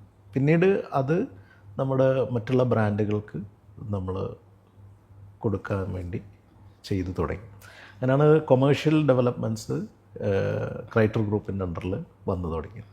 പിന്നീട് ഞങ്ങളൊരു റെസിഡൻഷ്യൽ പ്രോജക്റ്റുമായിട്ട് ബന്ധപ്പെട്ട് ഞങ്ങളൊരു ലാൻഡ് അക്വയർ ചെയ്യാൻ തുടങ്ങി. ഞങ്ങൾ ഒരുപാട് ലാൻഡുകൾ ഇപ്പോൾ നമ്മുടെ കയ്യിൽ, നമ്മുടെ കാലിക്കറ്റിൽ നമ്മൾ ഹോൾഡ് ചെയ്യുന്നുണ്ട്. അതിലെല്ലാം തന്നെ നമ്മൾ ചെയ്യുന്നില്ല, നമുക്കെല്ലാം ഞങ്ങൾ ചെയ്യാറില്ല. അത് ഞങ്ങൾ റെപ്യൂട്ടഡ് ആയിട്ടുള്ള ബിൽഡേഴ്സുമായിട്ട് അസോസിയേറ്റ് ചെയ്ത് പാർട്ട്ണർഷിപ്പിലൊക്കെ നമ്മൾ ചെയ്തിട്ടുണ്ട്. ഇപ്പോൾ തന്നെ ഒരു പ്രോജക്റ്റ് ഞങ്ങൾ കേരളത്തിൽ തന്നെ ഏറ്റവും നല്ല റെപ്യൂട്ടഡ് ആയിട്ടുള്ള ഒരു ബിൽഡറുമായിട്ട് നമ്മൾ ചെയ്യുന്നുണ്ട്. അവരുമായിട്ട് ഞങ്ങൾ പാർട്ട്ണർഷിപ്പിൽ ഞങ്ങൾ ആ പ്രോജക്റ്റ് ചെയ്തിട്ടുണ്ട്. നമ്മൾ ഇൻവെസ്റ്റ്മെൻറ്റ് എടുക്കുന്നുണ്ടോ അതോ നമ്മളുടെ ഓൺ ഇൻവെസ്റ്റ്മെൻറ്റിലാണ് പോകുന്നത്? ഞങ്ങളെ ഗ്രൂപ്പ് എന്ന് പറയുന്നത് ഇൻവെസ്റ്റ്മെൻറ്റ് മാനേജ് ചെയ്യുന്ന ഗ്രൂപ്പാണ്. ഞങ്ങൾ തന്നെ ഓൺ വേർട്ടിക്കൽസിൽ ഞങ്ങൾ തന്നെ മാനേജ് ചെയ്തുകൊണ്ട് അതിലേക്കാണ് ഞങ്ങൾ ഇൻവെസ്റ്റ്മെൻറ്റ് പാർക്ക് ചെയ്യുന്നത്. ഇതിലെ പ്രത്യേകത എന്ന് പറഞ്ഞു കഴിഞ്ഞാൽ ഞങ്ങളാണ് അതിൻ്റെ മെജോറിറ്റി പാർട്ണർഷിപ്പും അല്ലെങ്കിൽ മെജോറിറ്റി ഇൻവെസ്റ്റ്മെൻറ്റ് ഞങ്ങൾ തന്നെയാണ് ചെയ്തത്. അതിലൊരു നിശ്ചിത ഒരു പെർസെൻറ്റേജ് മാത്രമാണ് ഞങ്ങൾ പുറത്ത് ആളുകൾക്ക് കൊടുക്കും. അതായത് ഇൻവെസ്റ്റേഴ്സായിട്ട് നമുക്കിപ്പം എത്ര ആൾക്കാരോളം ഉണ്ടാവും? We have many investors with us. ഞങ്ങളൊരു ഇൻവെസ്റ്റേഴ്സായിട്ടല്ല അവരെ ഞങ്ങൾ ട്രീറ്റ് ചെയ്യുന്നത്. It's a part of our company and അവരൊരു പാർട്ട്ണറാണ്. അതായത് ഓരോ വേർട്ടിക്കലിനും, ഓരോ ഇൻഡിവിജ്വൽ വേർട്ടിക്കലായിട്ട് തന്നെയാണ് നമ്മളതിനെ കാണുകയും അതിന് ഒരു റിയൽ പാർട്ട്ണർഷിപ്പ് എന്നുള്ള ഒരു കോൺസെപ്റ്റ്, അതായത് റിയൽ പാർട്ട്ണർഷിപ്പ് ആക്ച്വൽ പ്രോഫിറ്റ് എന്നുള്ള ഒരു കോൺസെപ്റ്റിലാണ് അത് പോകുന്നത്. അതായത് ഒരു പ്രോജക്റ്റിലാണോ പാർട്ട്ണർഷിപ്പ് വരുന്നത്, നമ്മുടെ എൻ്റയർ പ്രോജക്ട്സിലേക്കുള്ള രീതിയിലാണ്? ഇല്ല, ഓരോ പ്രോജക്റ്റും വളരെ കൃത്യമായ ഒരു ലൈനപ്പിലൂടെയാണ് പോകുന്നത്. നമ്മളൊരു പ്രോജക്റ്റ് അനൗൺസ് ചെയ്യുന്ന സമയത്ത് this is the project, this is the outcome out of this project എന്നൊക്കെ നമ്മൾ കൃത്യമായിട്ട് അവർക്ക് കാണിച്ചു കൊടുക്കും. പിന്നെ നമ്മൾ ഏറ്റവും കൂടുതൽ നമ്മൾ ചെയ്യുന്നതെന്ന് വെച്ചാൽ ഞങ്ങളാണ് ആദ്യം അതിലേക്ക് ഇൻവെസ്റ്റ്മെൻ്റ് എല്ലാം പാർക്ക് ചെയ്യുന്നത്. ഞങ്ങൾ തന്നെ ഇൻവെസ്റ്റ് ചെയ്യുന്നു. അത് ഒരു സ്റ്റേജിലെത്തുമ്പോൾ അതിന് റവന്യൂ സ്റ്റാർട്ട് ചെയ്യാൻ ആയി എന്ന് ഞങ്ങൾക്ക് തോന്നുന്ന സമയത്താണ് ഞങ്ങൾ പാർട്ട്നേഴ്സിനെ അതിലേക്ക് ഓൺബോർഡ് ചെയ്യുന്നത്. അപ്പോൾ അതിൻ്റെ ഏറ്റവും വലിയ കാര്യം എന്ന് പറയുന്നത് അവരുടെ റിസ്ക് അത്രയും കുറയും. ഇപ്പോൾ റിയൽ എസ്റ്റേറ്റ് പ്രോജക്റ്റിൽ ഏറ്റവും കൂടുതൽ നമ്മൾ കാണുന്നത് അപ്രൂവൽസിൻ്റെ ഡിലേ ഇതൊക്കെ ആയിരിക്കും. അപ്പോൾ ഇതൊക്കെ ഞങ്ങൾ തന്നെ മാനേജ് ചെയ്ത് അത് ആ അപ്രൂവൽ ലെവലിലേക്ക് എത്തുന്ന സമയത്താണ് നമ്മൾ പാർട്ട്നേഴ്സിനെ ഓൺബോർഡ് ചെയ്യുന്നത്. അപ്പോൾ ആ പാർട്ട്ണർ നമ്മളെ കൂടെ വരുന്ന സമയത്ത് അത് സ്പെസിഫിക് ആയിട്ട് ഇന്ന പ്രോജക്റ്റിലേക്കാണെന്നും ആ പ്രോജക്റ്റ് ഇന്നതാണ് ചെയ്യാൻ പോകുന്നതും അതിൻ്റെ ഔട്ട്കം എന്നിങ്ങനെ ആയിരിക്കുന്നു, അതിൻ്റെ ഫോർകാസ്റ്റ് ചെയ്ത ബാലൻസ് ഷീറ്റ് ആൻഡ് P&L ഇതായിരിക്കും എന്നുള്ളത് നമ്മളെ പ്രൊജക്ഷൻ ഞങ്ങളുടെ ഒരു വിൽ ഹാവ് ഫീസിബിലിറ്റി സ്റ്റഡി അങ്ങനത്തെ റിപ്പോർട്ട്സുകളൊക്കെ നമ്മൾ എടുത്തിട്ടുണ്ടാവും. അപ്പോൾ ഇതെല്ലാം വെച്ച് അവരോട് പറയുമ്പം അവർ അതിൽ കൺവിൻസ്ഡ് ആണെങ്കിൽ നമ്മളെ കൂടെ അവർ ജോയിൻ ചെയ്യും. അതിൽ തന്നെ ഞങ്ങളൊരു അപ് ടു 50% ഒക്കെ ഞങ്ങളത് പുറത്തുനിന്ന് ഞങ്ങൾ അല്ലെങ്കിൽ ഞങ്ങളെ പാർട്ട്നേഴ്സ് ആ ഒരു പ്രോജക്റ്റിൽ ഞങ്ങൾ ആളെടുക്കുന്നുള്ളൂ. ഇപ്പോൾ നമുക്ക് അങ്ങനെ ഒരു നിക്ഷേപകനാകാനുള്ള ഒരു അവസരം ഉണ്ടോ? ഇപ്പോൾ ക്രൈറ്റീരിയ ഗ്രൂപ്പിലേക്ക് ഇപ്പോൾ വരുന്ന ഒരാൾ സോഫാർ ഞങ്ങൾ ഇപ്പോൾ എല്ലാം ഞങ്ങളത് ഒരു ഫില്ലായിട്ടുണ്ട്. ഇനിയിപ്പോൾ അടുത്ത പ്രോജക്റ്റിലേക്ക് ഞങ്ങൾ നോക്കുന്നുണ്ട്. ആ പ്രോജക്റ്റ് അണ്ടർ ഡിസ്കഷനിലാണ്. അപ്പോൾ ആ പ്രോജക്റ്റ് വരുമ്പോൾ ആ സമയത്ത് നമ്മൾ ആളുകളെ അറിയിക്കും. അവരുടെ എക്സ്പ്രഷൻ ഓഫ് ഇൻട്രസ്റ്റ് ഞങ്ങൾ മേടിക്കും. ആ മേടിച്ചതിന് ശേഷം അവരടുത്ത് പറയും ഇന്ന സമയത്താണ് ഞങ്ങൾക്ക് അതിൻ്റെ ഫണ്ട് വേണ്ടി വരിക, ആ സമയത്ത് അവർ ഞങ്ങളെ കൊണ്ടുവരിക എന്നുള്ളത്. ഇൻവെസ്റ്റേഴ്സിന് ഒരു ക്രൈറ്റീരിയ വയ്ക്കാറുണ്ടോ? എങ്ങനത്തെ ഇൻവെസ്റ്റേഴ്സിനാണ് നമ്മുടെ ഒപ്പം വരാൻ പറ്റുക? നല്ല രീതിയിൽ ഒരു ഫിനാൻഷ്യൽ ഡിസിപ്ലിൻ ചെയ്യുന്ന ആളുകൾക്ക് നമ്മളെ കൂടെ വരാവുന്നതാണ്. ഒരു പ്രത്യേക കാരണം എന്ന് പറഞ്ഞാൽ ഞങ്ങൾക്ക് സോഴ്സ് ഓഫ് ഫണ്ട് അവർ കൃത്യമായി ടാക്സ് അടക്കുന്ന ആളുകളാണോ, ഞങ്ങൾക്ക് തരുന്ന പൈസക്ക് അതിന് സോഴ്സ് ഉണ്ടോ എന്നൊക്കെ നോക്കുന്ന ഒരു സ്ക്രീനിങ് പ്രോസസ്സ് ഞങ്ങളുടെ കമ്പനിയിലുണ്ട്. വളരെ ട്രാൻസ്പെറൻസിയോടുകൂടി ഇത് ലോ ഓഫ് ദി ലാൻഡ് പാലിച്ചുകൊണ്ട് ആ രീതിയിൽ മാത്രമേ ഞങ്ങളതിലേക്ക് ആളുകളെ ഇൻവൈറ്റ് ചെയ്യുന്നുള്ളൂ. എത്ര വരെയുള്ള ഇൻവെസ്റ്റ്മെൻറ്റ്സ് ആണ് ആൾക്കാർ പൊതുവെ നടത്തി വരുന്നത് നമ്മുടെ ഇതിലായിട്ട്? അതിനൊരു ഇൻവെസ്റ്റ്മെൻറ്റ് റേഞ്ച് ഉണ്ടോ? ആ റേഞ്ചിലുണ്ട്. നമുക്ക് ഓരോ പ്രോജക്റ്റിനും നമ്മൾ ഫോർകാസ്റ്റ് ചെയ്യുന്ന ഒരു ക്യാപിറ്റൽ ഉണ്ടാവുമല്ലോ, നമ്മൾ ഇത്ര എമൗണ്ട് വേണമെന്നുള്ളത്. അതിൻ്റെ ഡിസ്ട്രിബ്യൂഷൻ എങ്ങനെയായിരിക്കുന്നു, അത് എന്തിനു വേണ്ടി ഉപയോഗിക്കുന്നു, അതിന് മാർക്കറ്റിങ്ങിന് എത്ര ഉപയോഗിക്കുന്നു, അതിന് നമ്മുടെ അഡ്മിൻ എക്സ്പെൻസുകളായിട്ട് എത്ര പോകുന്നു, അതിൻ്റെ കൺസ്ട്രക്ഷൻ എത്ര പോകുന്നു, അല്ല അതർ എക്സ്പെൻസുകളായിട്ട് എത്ര പോകുന്നു, ഇതിനൊക്കെ കറക്റ്റായിട്ടുള്ള ബ്രേക്കപ്പ് നമ്മളെ കയ്യിലുണ്ടാവും. ഈ പ്രൊജക്ഷനിലൂടെ മാത്രമേ ഞങ്ങൾ വർക്ക് ചെയ്യുള്ളൂ. പ്രൊജക്ഷനിൽ നമ്മൾ ഒരു രീതിയിലും ഞങ്ങളെ എക്സീഡ് ചെയ്യാൻ ഞങ്ങൾ ശ്രമിക്കാറില്ല. അതാണ് ഞങ്ങളുടെ ഒരു എന്താ പറയുക, ഇതിൻ്റെ ഒരു പ്രോമിസ്. ഇത് ഞങ്ങളുടെ അങ്ങനെ ഒരു ഇക്കോസിസ്റ്റമാണ് ബിൽഡ് ചെയ്തിരിക്കുന്നത് നമ്മൾ ഓഫീസിൽ. ഇത് ഞങ്ങളൊരു 6 വർഷം എടുത്തു ഈ രീതിയിലേക്ക് നമ്മൾ എത്താൻ വേണ്ടി. ഇൻവെസ്റ്റേഴ്സിനെ കൂടെ കൂട്ടിയിട്ടുള്ളൊരു ബിസിനസ് മോഡലാകുമ്പോൾ അതിനൊരു റിസ്ക് എലമെൻറ്റും കൂടുതലല്ലേ? അതെങ്ങനെയാണ് മാനേജ് ചെയ്യുന്നത്?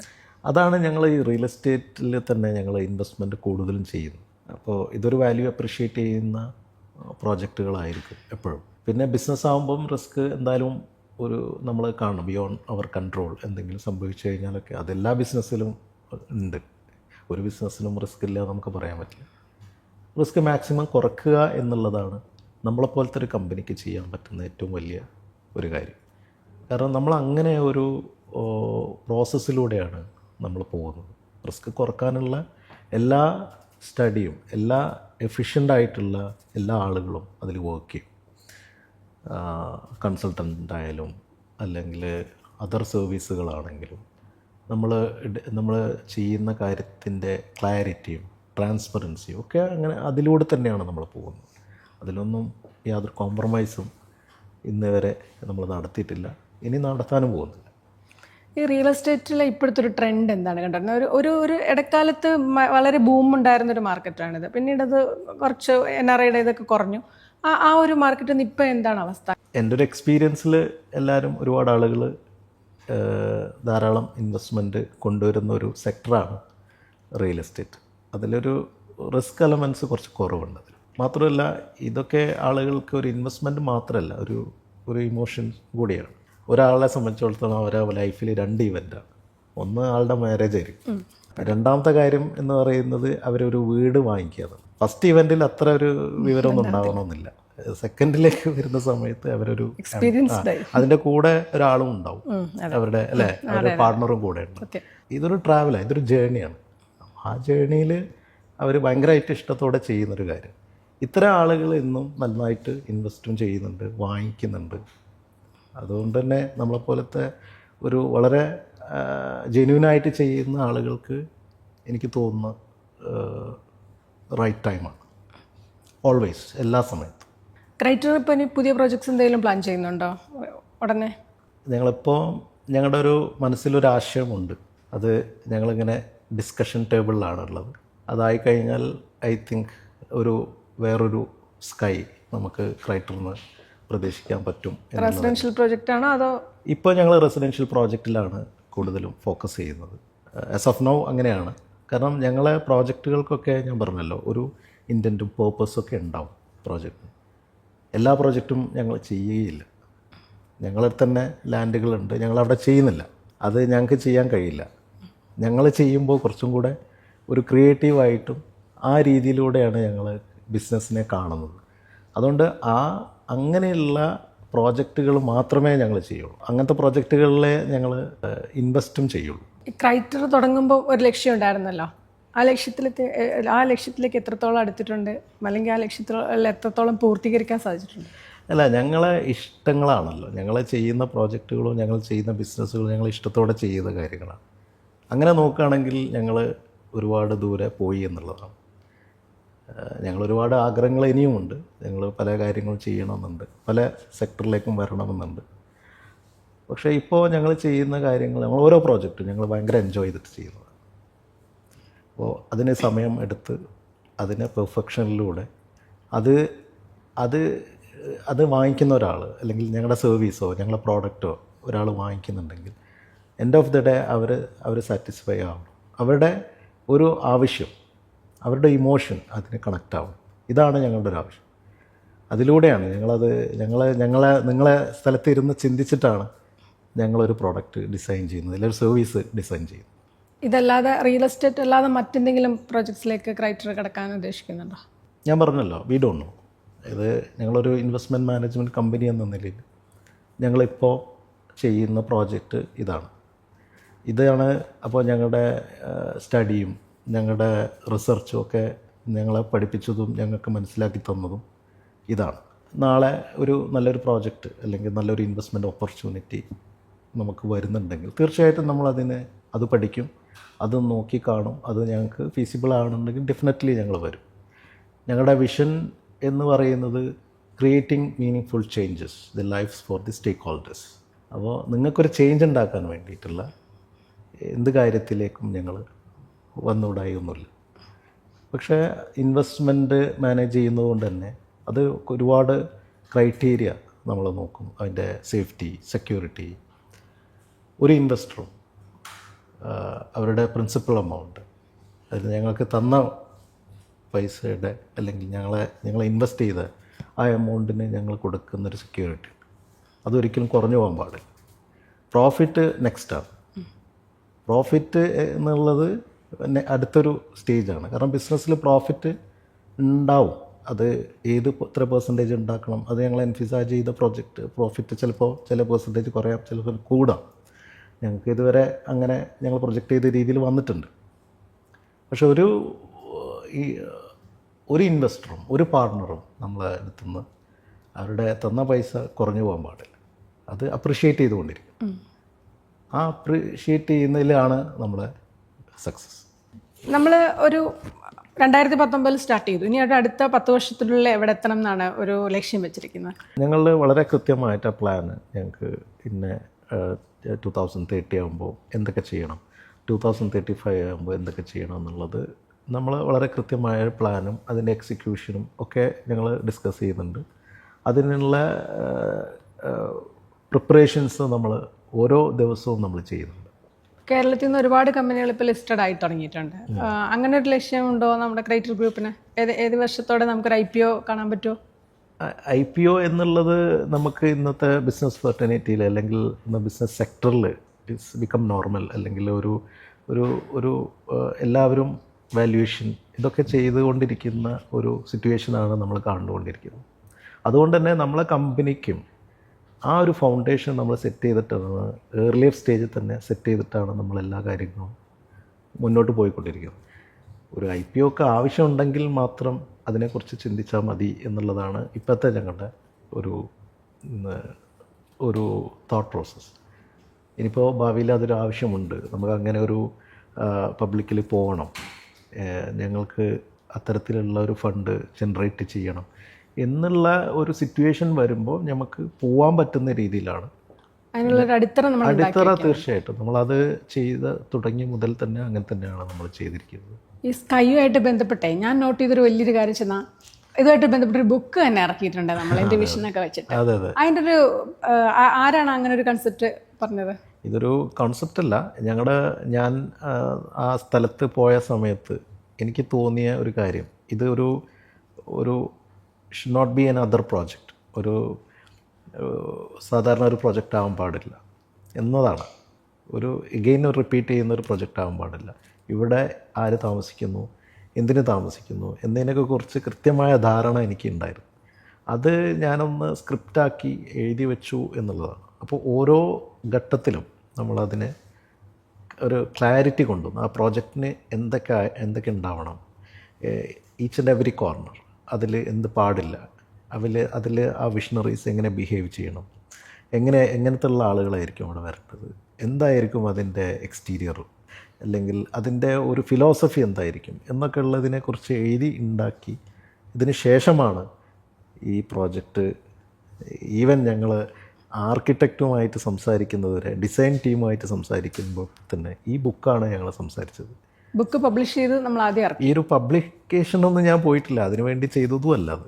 ഇത് ഞങ്ങൾ ഇൻ ഹൗസ്, അതായത് ഞങ്ങളുമായിട്ട് ബന്ധപ്പെടുന്ന ആളുകൾ, നമ്മുടെ കസ്റ്റമേഴ്സ്, ഇത് വാങ്ങിക്കുന്ന ആളുകൾ, അല്ലെങ്കിൽ ഞങ്ങളുടെ സ്റ്റേക്ക് ഹോൾഡർ, ഞങ്ങൾ കൺസൾട്ടൻറ്റ്, ഞങ്ങൾ ആർക്കിടെക്ട്, ഞങ്ങളെ കൂടെയുള്ള ഞങ്ങളുടെ കോ ക്രിയേറ്റേഴ്സ്, ഇവർക്കൊക്കെ ഒരു ക്ലാരിറ്റി വരാൻ വേണ്ടിയിട്ട് ഉണ്ടാക്കിയെടുത്ത ഒരു സ്ക്രിപ്റ്റാണ്. ഈ സ്ക്രിപ്റ്റിൻ്റെ രീതിയിൽ തന്നെയാണ് ഈ പ്രോജക്റ്റ് ഇന്ന് വരെ പോയിട്ടുള്ളത്. ഇതിനൊരു ഡീവിയേഷനും സോഫാർ ഉണ്ടായിട്ടില്ല. അപ്പോൾ ഇത് വായിച്ചു കഴിഞ്ഞാൽ നിങ്ങൾക്ക് മനസ്സിലാവും എന്തിനാണ് എൻ്റെ വീട് എങ്ങനെയായിരിക്കണം, ഞാൻ എങ്ങനെ വീട്ടിൽ ബിഹേവ് ചെയ്യണം, അല്ലെങ്കിൽ എൻ്റെ വീട് എനിക്ക് എത്രത്തോളം പ്രിയപ്പെട്ടതാണ് എന്നുള്ളതൊക്കെ അത് വളരെ കൃത്യമായിട്ട് എഴുതിയിട്ടുണ്ട്. അത് എൻ്റെ തോന്നലുകളാണ്, എൻ്റെ ഇഷ്ടങ്ങളാണ്. അപ്പോൾ എൻ്റെ വിഷനാണ്, my vision for the visionaries. അതാണ് അതിൻ്റെ കാര്യം. ഈ 62 വിഷണറീസ് നേരത്തെ പറഞ്ഞില്ലേ, ഈ 62 വിഷണറീസ് കണ്ണടച്ച് എന്ന് പറയാൻ തോന്നിക്കഴിഞ്ഞാൽ ഒരു 10 പേരെ പറയാൻ പറ്റുമോ? മനസ്സിൽ ഉദ്ദേശിച്ച ഇവിടെ വരണം എന്ന് ഞാൻ ആഗ്രഹിച്ച 10 പേരെന്ന് പറയാൻ പറ്റുമോ? ഇല്ല, പറയാൻ പറ്റില്ല. അങ്ങനെ ഒരു ആൾക്കാരെ കണ്ടോണ്ടേ അല്ല, ഇല്ല, ഒരാളെയും കണ്ടില്ല. വിഷണറി മൈൻഡ് സെറ്റുള്ള ആർക്കും അവിടെ വരാം. ഇനി ഒന്നും കൂടെ പറയാം, ഇനി താങ്കൾ വിഷണറി അല്ലെങ്കിൽ നിങ്ങൾക്കും അവിടെ വരാം. You will become A visionary. നിങ്ങളവിടെ താമസിക്കുമ്പോൾ, നിങ്ങൾ ആ വിഷണറീസിൻ്റെ കൂടെ താമസിക്കുമ്പോൾ, അതാണ് നമ്മൾ പിയർ ഡ്രിവൻ കമ്മ്യൂണിറ്റി എന്ന് പറയുന്നത്. അതായത് പരസ്പര ബന്ധമുള്ള അല്ലെങ്കിൽ ഒരേ സമാന ചിന്താഗതിയുള്ള ആളുകൾ താമസിക്കുന്ന സ്ഥലം, അത് അവർക്കും അവരെ കൂടെ നിൽക്കുന്ന ആളുകൾക്കും വളർച്ചയ്ക്കും അവരെ ചിന്തകൾക്കും ഒക്കെ എന്ത് ചെയ്യും, അവർ കോംപ്ലിമെൻ്റ് ചെയ്യും, അവർ മോട്ടിവേറ്റ് ചെയ്യും. സമൂഹം മൊത്തത്തിൽ അത് അവരെ മൊത്തത്തിൽ ഗ്രോത്തിനെ ഇമ്പാക്റ്റ് ചെയ്യും, അതായത് അവരെ ഹെൽപ്പ് ചെയ്യും. അതാണ് overall idea. So who are committed to change their lives, അല്ലെങ്കിൽ പോസിറ്റീവ് ചേഞ്ചസ് ഇതൊക്കെ കൊണ്ടുവരുന്ന ആളുകൾ, അല്ലെങ്കിൽ സൊസൈറ്റിക്ക് എന്തെങ്കിലും വാല്യുബിളായിട്ടുള്ള ഒരു കോൺട്രിബ്യൂട്ട് ചെയ്യുന്ന ആളുകൾ, ഇതൊക്കെ വരുന്ന ആളുകളാണ്. ക്രൈറ്ററിലേക്ക് ഒരാൾ നിക്ഷേപകനായിട്ട് വരുമ്പോൾ നമ്മൾ അവർക്ക് എന്ത് ഉറപ്പാണ് കൊടുക്കുന്നത്? അവരുടെ റിട്ടേൺ എങ്ങനെ നമ്മൾ ഉറപ്പാക്കും? ഞങ്ങളെ സംബന്ധിച്ചിടത്തോളം ഞങ്ങളൊരു സിസ്റ്റം വർക്ക് ചെയ്യുന്നത് ഒരു സ്പെസിഫിക് ആയിട്ടുള്ള പേർപ്പസും, അതേപോലെ നമ്മളൊരു വളരെയധികം ഫീസിബിലിറ്റി അതിൻ്റെ റിസർച്ച് ഇതെല്ലാം കഴിഞ്ഞിട്ട് ആണ് ഒരു പ്രോജക്റ്റിലേക്ക് നമ്മൾ അപ്രോച്ച് ചെയ്യുന്നുള്ളൂ. ആദ്യത്തെ ഫസ്റ്റ് ഇൻവെസ്റ്റ്മെൻറ്റ് അല്ലെങ്കിൽ അതിലേക്ക് ആവശ്യമുള്ളതൊക്കെ ഞങ്ങൾ തന്നെയാണ് ചെയ്യുന്നത്. എസ്പെഷ്യലി റിയൽ എസ്റ്റേറ്റ് സെക്ടറിലേക്ക് വരുമ്പോൾ അതങ്ങനെ ചെയ്യാൻ പാടുള്ളൂ. അപ്പോൾ പലരും മുമ്പേ ചെയ്യുന്ന ആളുകളുണ്ട്. പക്ഷേ ഞങ്ങൾ ആദ്യം ഇതിൻ്റെ എല്ലാ ഡ്യൂ ഡെലിജൻസും, എല്ലാ അപ്രൂവൽസും, എല്ലാ ക്ലിയറൻസും എല്ലാം നടത്തി ഒരു ലാൻഡിനെ സംബന്ധിച്ച് നോക്കുകയാണെങ്കിൽ ആ ലാൻഡ് ഒരു റെഡി ടു മൂവ് അല്ലെ റെഡി ടു സെൽ എന്ന രൂപത്തിലേക്ക് ആക്കുന്ന സമയത്താണ് നമ്മൾ, ഞാൻ നേരത്തെ പറഞ്ഞ പോലെ, നമ്മൾ ഈ പാർട്ട്നേഴ്സിനെ ഓൺബോർഡ് ചെയ്യുന്നുള്ളൂ. അവിടെ തന്നെ ഞങ്ങളെ സംബന്ധിച്ചിടത്തോളം ഒരു വലിയൊരു ശതമാനം റിസ്ക് എലമെൻറ്റ്സ് കുറയുകയാണ് ചെയ്യുന്നത്. ക്രൈറ്റർ ഗ്രൂപ്പിനെ സംബന്ധിച്ചിടത്തോളം ഒരു 12% റിട്ടേൺസ് ഇല്ലാത്ത ഒരു പ്രോജക്റ്റിലേക്കും ഞങ്ങൾ അപ്രോച്ച് ചെയ്യില്ല. ഞങ്ങളുടെ ഒരു സിസ്റ്റം വർക്ക്, ഇത്രയും പ്രൊഫഷണലായിട്ടൊരു സിസ്റ്റം വർക്ക് ചെയ്യുമ്പോൾ അതിൻ്റെ താഴെ നിന്ന് ചെയ്യാൻ ഞങ്ങൾ അനുവദിക്കില്ല. അങ്ങനെയുള്ളത് ഞങ്ങൾ അവിടെ തന്നെ കട്ട് ചെയ്യും. ആ ഒരു സെക്യൂരിറ്റിയും സേഫ്റ്റിയും ഒക്കെ ഇങ്ങനെയുള്ള കമ്പനികളിലേക്ക് നമ്മൾ ഇൻവെസ്റ്റ് ചെയ്യുമ്പോൾ തീർച്ചയായിട്ടും സ്വാഭാവികമായിട്ടും ഉണ്ടാവും. എന്താണ് ബിസിനസ്? അതിൻ്റെ ട്രാൻസ്പെറൻസി, അതായത് നമ്മൾ പീസ് ഓഫ് മൈൻഡ് ഇമ്പോർട്ടൻ്റ് ആണ്. അവർ നമ്മളെടുത്ത് അവരുടെ ഒരു വെൽത്ത് അല്ലെങ്കിൽ അവരെ ഒരു പൈസ കൊണ്ട് തരുന്നത് അത് പ്രൊട്ടക്റ്റ് ചെയ്യാൻ വേണ്ടിയിട്ടാണ്. അപ്പോൾ അവരെ പീസ് ഓഫ് മൈൻഡ് ഉണ്ടാക്കേണ്ട ഉത്തരവാദിത്വം കൂടി ഞങ്ങൾക്കുണ്ട്. അപ്പോൾ ഒരു ലോ ഓഫ് ദ ലാൻഡ് പാലിച്ച് ചെയ്യുന്ന പ്രോജക്റ്റുകൾക്കൊക്കെ തന്നെയും അതിനൊരു പീസ് ഓഫ് മൈൻഡ് ഉണ്ടാകും. അതുകൊണ്ട് അത്തരത്തിലാണ് ഞങ്ങൾ പ്രോജക്റ്റുകളൊക്കെ മുന്നോട്ട് പോയിക്കൊണ്ടിരിക്കുന്നത്. ഒരാൾ ഇൻവെസ്റ്ററായിട്ട് വരാനെങ്കിൽ മിനിമം ഒരു ഇൻവെസ്റ്റ്മെൻറ്റ് വെച്ചിട്ടുണ്ടോ? അത് പ്രോജക്റ്റ് വേരി ചെയ്തുകൊണ്ടിരിക്കും. ഇത്ര ഒരു പ്രോജക്റ്റിൻ്റെ ക്യാപിറ്റലിൻ്റെ ഇത്ര പെർസെൻറ്റേജ് ആയിരിക്കും നമ്മൾ അലോട്ട് ചെയ്യും. അതായത് ഇതുവരെയുള്ള ഒരു പ്രോജക്റ്റ് എടുക്കുവാണെങ്കിൽ അതിൻ്റെ ഒരു റേഞ്ച് പറയാൻ പറ്റുമോ? ഉണ്ട്. 25 lakhs വരുന്നുണ്ട്, 50 lakhs വരുന്നുണ്ട്. ഞങ്ങൾ കൂടുതലും ഞങ്ങളുടെ ഒരു ഹൈ ടിക്കറ്റ് സൈസാണ് കൂടുതലും ആളുകൾ ഞങ്ങളെ പ്രിഫർ ചെയ്യാറുള്ളത്. കാരണം ഞങ്ങളുടെ പ്രോജക്റ്റുകൾക്ക് വളരെ ലിമിറ്റഡ് നമ്പർ ഓഫ് പാർട്ട്നേഴ്സാണ് കൂടുതലും ഉണ്ടാവുക. കൂടുതൽ NRIs ആണോ നമ്മുടെ നിക്ഷേപകരായിട്ട് വരുന്നത്, അതോ നമ്മുടെ നാട്ടിലുള്ള? ബോത്ത് എല്ലാവരും ഉണ്ട്. എല്ലാ സെക്ടറിൽ നിന്നും ഉണ്ട്. ഈവൻ സ്റ്റുഡൻസ് വരെ ഞങ്ങൾക്ക്. ഇത് ശരിക്കൊരു സർവീസും കൂടെയാണ്, ഞങ്ങൾ ചെയ്യുന്ന ഒരു സർവീസും കൂടെയാണ്. ഞങ്ങൾ പ്രോപ്പറായി ചെയ്യുന്നത് കൊണ്ട് തന്നെ ഞങ്ങൾ പറയുന്നു, പല ബിസിനസ് ചെയ്യുന്ന ആളുകളും അവരെ ബിസിനസ്സിൽ അവർ എക്സലൻസ് ഉണ്ടാവും, അവർക്ക് സർപ്ലസ് ഉണ്ടാവും. ചില ആളുകൾ പ്രൊഫഷണൽസ് ആയിരിക്കും, അവർക്ക് വേറൊന്നും ചെയ്യാൻ അറിയില്ല. അതായത് ഒരു ബിസിനസ്സിൽ ഒരു 1 CR ഒരാളെ കയ്യിലുണ്ട്, ആളിന്ന് എന്ത് ചെയ്യും? ഇന്നൊന്നും ചെയ്യാൻ കഴിയില്ല. അവർക്ക് പ്രോപ്പറായിട്ട് കോമ്പറ്റ് ചെയ്യാൻ കഴിയില്ല, പ്രോപ്പറായിട്ട് മാർക്കറ്റ് ചെയ്യാൻ പറ്റില്ല, അവർ പ്രോപ്പറായിട്ടുള്ള ഒരു ടീമിനെ അവർക്ക് ബിൽഡ് ചെയ്യാൻ പറ്റില്ല, കാരണം വർക്കിംഗ് ക്യാപിറ്റൽ ഉണ്ടാവില്ല. ഇത് നമ്മൾ ചെയ്യുന്നത്, നമുക്ക് ഇങ്ങനെ ഒരു ഗ്രൂപ്പ് ഓഫ് ആളുകൾ ഒരുമിച്ചിരിക്കുമ്പോൾ എപ്പോഴും അങ്ങനെയാണ്, ഒരു ടീമിനാണ് ബിൽഡ് ചെയ്യാൻ പറ്റും. ഒരു ഇൻഡിവിജ്വൽസിന് ബിൽഡ് ചെയ്യുക എന്ന് പറയുന്നത് ഡിഫിക്കൽട്ടാണ്, എസ്പെഷ്യലി കറൻറ്റ് സിനാരിയോയിൽ. നമ്മൾ വലിയ കമ്പനീസുമായിട്ടാണ് നമ്മൾ കോമ്പറ്റ് ചെയ്യേണ്ടത്. അപ്പോൾ അവിടെ കോമ്പറ്റ് ചെയ്യുമ്പോൾ നമ്മൾ ഒരുമിച്ച് നിൽക്കണം. അപ്പോൾ ഒരുമിച്ച് നിൽക്കുക എന്നുള്ളത് നമ്മൾ വർക്ക് ചെയ്താൽ മാത്രം പോരാ, അതിന് നമുക്ക് പ്രോപ്പറായിട്ടുള്ള ക്യാപിറ്റൽ വേണം, ഫണ്ട് വേണം. അതൊക്കെ തരുന്ന ആളുകൾ വലിയ ഇമ്പോർട്ടൻ്റ് ആയിട്ടുള്ള റോള് നമുക്കുണ്ട് എല്ലാ കമ്പനീസിനും. അപ്പോൾ ഞങ്ങൾ പറയുന്നത് ബിൽഡ് ടുഗെദർ എന്നാണ്. Go together, grow together, glow together. ഒരുപാട് വിഷണറീസിന് അപ്പോൾ നമുക്ക് കാണാൻ പറ്റട്ടെ ക്രൈറ്റർ ഗ്രൂപ്പ് പുതിയ ഉയരങ്ങളിലേക്ക്. തീർച്ചയായിട്ടും ഞങ്ങൾ ആ പ്രോജക്റ്റ് ഒരു കഴിയുമ്പോൾ, അല്ലെങ്കിൽ അടുത്ത ഒരു 15 വർഷം 20 വർഷം കഴിയുമ്പോൾ ഞങ്ങളെ പ്രോജക്റ്റിലുള്ള ആളുകൾ എസ്പയറിങ് വിഷണറീസ് ആണെങ്കിൽ അവർ വിഷണറി ആയിരിക്കും. ഇനി വിഷണറി ആയ ആളുകളാണെങ്കിൽ അവർ ഒരുപാട് വലിയ സക്സസ്സും അവരുടെ സ്വപ്നങ്ങളൊക്കെ യാഥാർത്ഥ്യമാകുന്ന ഒരു സിറ്റുവേഷൻ ആയിരിക്കും ഞങ്ങൾ കാണാൻ പോകും. അത് ഉറപ്പായിരിക്കും. Thank you so much. Thank you so much for Dhanam.